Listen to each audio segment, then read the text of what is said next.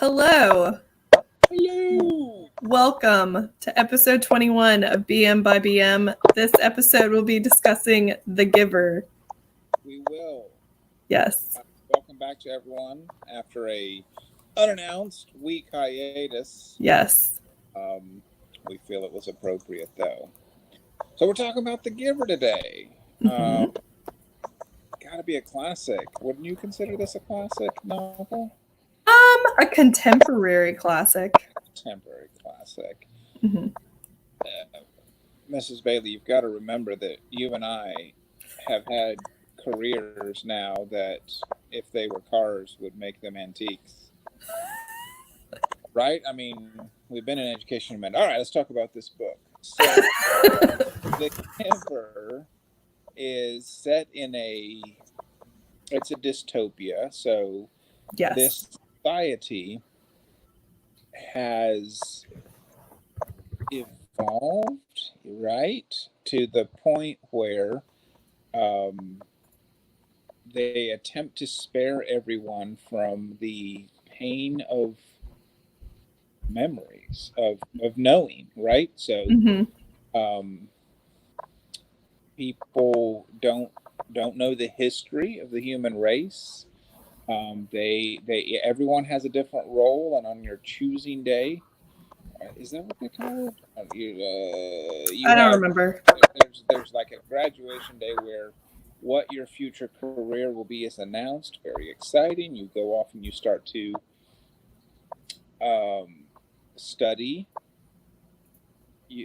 whatever it is you're going to do. So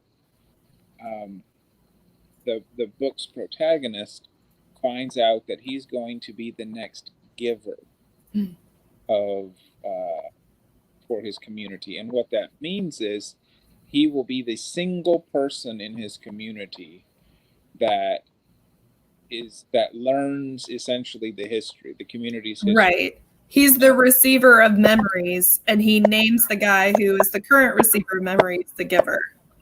Perfect. Thank you. You're welcome. Jonas is his name, by the way. Jonas. So, anyway, that's the basic concept. Is he is the receiver of the memories. The former receiver therefore becomes the giver.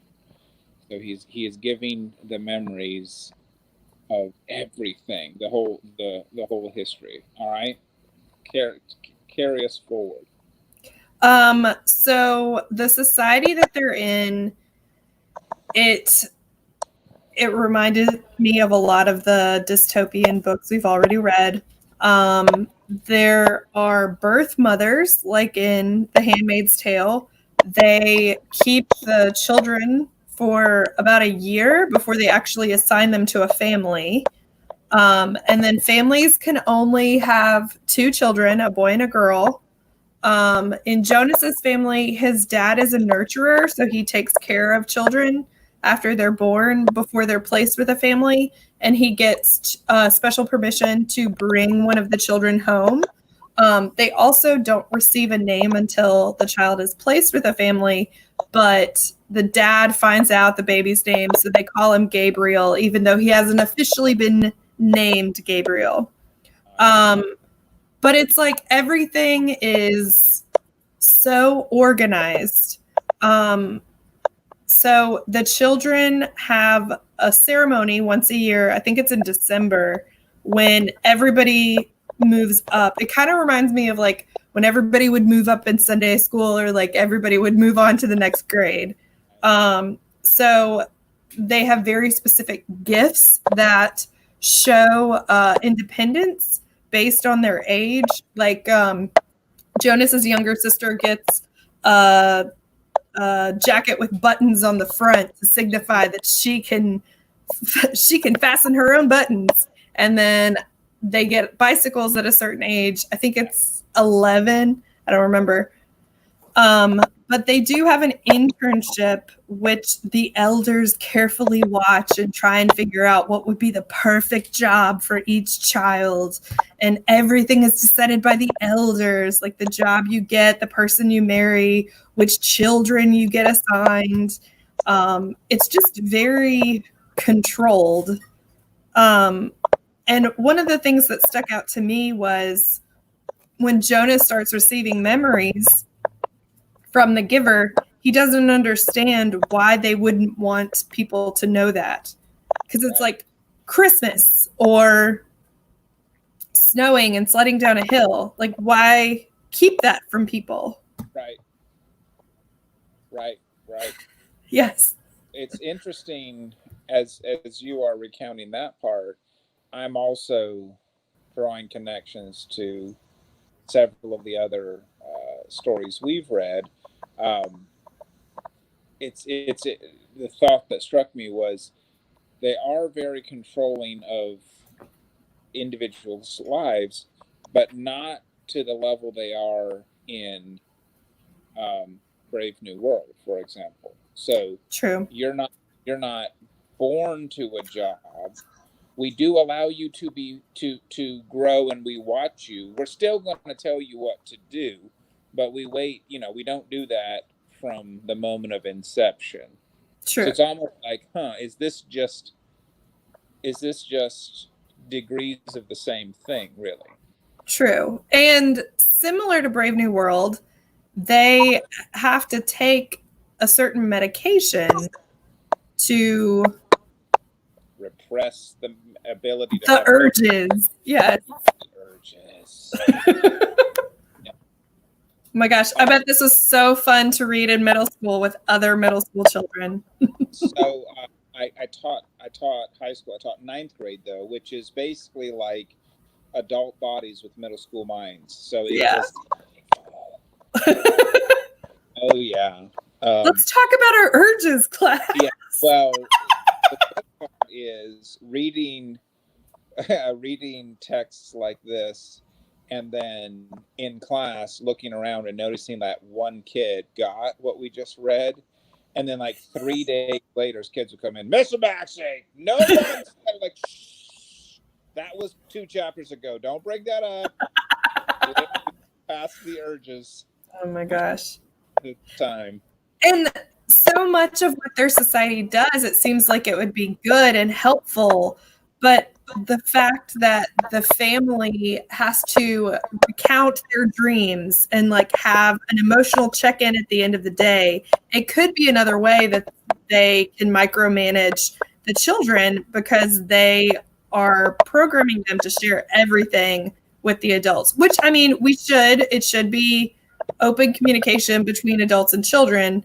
But I guess what you do with that information, like feed your child suppressive medication to not have them feel what they naturally feel, could be an issue. So the other side of the coin that we haven't mentioned that Jonas figures out is there are other memories that everyone in the community is spared from. So they are deprived the memories of Christmas, sledding, but they are also spared the memories of things like war and all of the great suffering that has happened in the world. And it does feel like to me that this is a valid question and something to ponder. So the United States especially, we have, I don't know, it's almost like we've taken this ideal of freedom. So the desire for freedom is universal. As I understand it, I'm just one person, but the other people and the writings of the other people suggest that all humans crave to be free, well, not to be free. But here we've gone a little nuts with this whole thing about freedom. Like I think like freedom. So we want to be completely free, but then we also want to have some controls. So some of this, to me, I feel like it's a legitimate question. Like, what is the balance between, like, what is the ideal state of freedom versus protection, right? Freedom versus happiness. And I think you can. We don't see any ugliness in this story. We don't see that, as it turns out, they're feeding people to the other people, right? So Right. it doesn't turn out they're killing, they're killing people to keep them silent. There are Right. no lines. This is the entire story is people don't have memories and don't have strong emotions. They only have very, very mild, right? And that's the whole, like, um in the whole sort of pantheon of bad things, right? It seems like kind of a mild one. It does.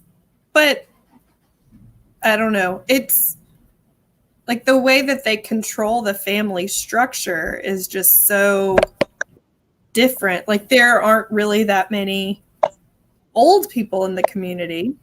People don't have grandparents. They just have parents. They don't have aunts and uncles. Right. It's just different. So I'll answer the rhetorical gauntlet I threw down, which is there's no there you don't need a boogeyman. You don't need the horror Mm. to be horrific. Um, this society has successfully smoothed out the bumps of human life. There are no lows and there are no highs. Yes. And so the argument is that's not what life is. Mm. The highs are very much better specifically because there are Mm-hmm. low lows. And this is a wildly inadequate analogy, but I am very afraid of heights. And I've been skydiving. And I am convinced that it was a much, much more thrilling experience because I'm afraid of heights. Mm-hmm. That makes sense. Yes. I'm in my own ambiance today. Yes. Um, so I do, yeah, I definitely agree with you. You have to have some sort of, you have to have the highs and the lows. I will not start singing The Gambler, but it's just, I mean, you got to know when to hold them and know when to fold them. It's just part of life. Like, you have to have ups and downs, and that's what makes life life. Like, yes, things really can be terrible and suck, like taxes and buying a car in Alabama, and then you move to another state and you have to pay the additional percent that is charged in that state, even though you bought the car in another state. Whatever. Yeah, that was a fun day. Actually, hopefully our viewer won't be offended. I really doubt you will be, but I just heard this point on a podcast by David Jeremiah recently. Like, he's talking about suffering in our life, right? That Mm-hmm. people, seem to want to not suffer and Oh, ask yeah. God to bring them out of suffering. And he's saying, but actually, a person who goes all the way through life without suffering is someone to be pitied, because for humans, again, inadequate metaphor, but a muscle only grows when it is made to do more than it had been doing, when you suffer. And humans grow and you change through suffering.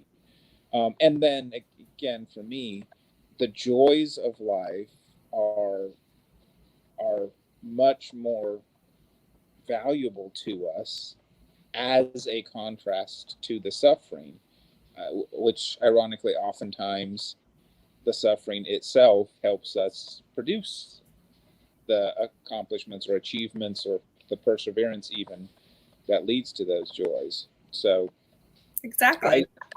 I don't know that there's any, as in some other stories that we've studied. I don't think there's any specific modern parallel or threat like, oh no, quit drugging people out of their memories. But this whole idea of, maybe maybe we should not accept the suffering, but choose not to try to avoid the suffering for its value to us, right? Yeah. Or don't rob yourself of the opportunity to grow when you do suffer. Is that? So go chase waterfalls. You do your thing. That was my first take. You go ahead. Yes. Hit me with yours. Well, it does kind of remind me of like The Village, or there's a young adult novel, Running Out of Time by Margaret Peterson Haddix.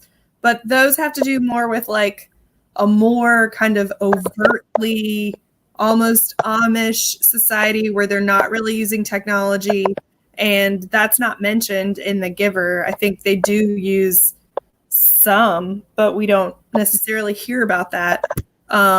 So those were my connections. Just thinking about a secluded community that does not necessarily have a lot of outsiders, but there is life outside of it that they don't know about. But yeah. Yes, I agree. Is The Village? I can't. No, The Village is M. Night Shyamalan. yeah, and I'm trying to remember. Is that the one where at some point someone's in the woods and then a helicopter goes overhead and they're surprised that what helicopters? I thought it was the 1600s. Maybe? I don't remember. It's been a long time.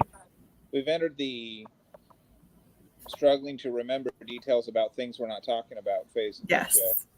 So good times. Good times. Welcome back, everyone. It's that time of quarantine. Yeah. My goodness. Were you the one that recommended Snowpiercer to me? Speaking Yes. of things we're not talking about. So I'm getting ready to watch the movie. Yeah. Event. So. One of the Chris's is in it. I think Chris Evans. Oh, okay. Captain America. Yes. Okay. Yeah. You know, Chris Evans, Chris Pine, Chris Hemsworth. They're all Chris's. Yeah. Kristen. Okay. It sounds like your droid is helping you. Yeah. BB-8. I think my mom had that same droid at one time. Yeah. Mm. Yeah. That's my. I'm newly minted father of a teenager. I'm the father of a newly minted teenager. Congratulations. Exactly. The question mark. Yeah. Mm. She survived. Did you give her a bicycle and a front-running jacket? What her job is going to be. Yeah, she's going to be a harpist, as it turns out. Huh. Should we tell the people, the person, what they Yes. can expect? I believe we have Minority Report on deck. Yes. The good one. That's another futuristic movie that mentions eyeballs. Prominently displays eyeballs, literally, pun intended. I have to tell you, so this was the 90s? What? Released. Was this in the 90s or 2000? I think it was 2000. Okay, so it's been a hot minute, and I have to tell you, there are a number of tech things on there that they nailed. So we'll talk about that when our show returns on Friday evening. How at least a couple of things on the Minority Report have already come true. Should we be scared or not? That's a question we'll discuss on Friday. Yes, indeed. Welcome back, everyone. As we said at the beginning, we are Bailey and Maxie. Oh. It's so hard. It's so difficult. I'm so sorry. Oh my gosh. Friday. Alrighty. See you on Friday.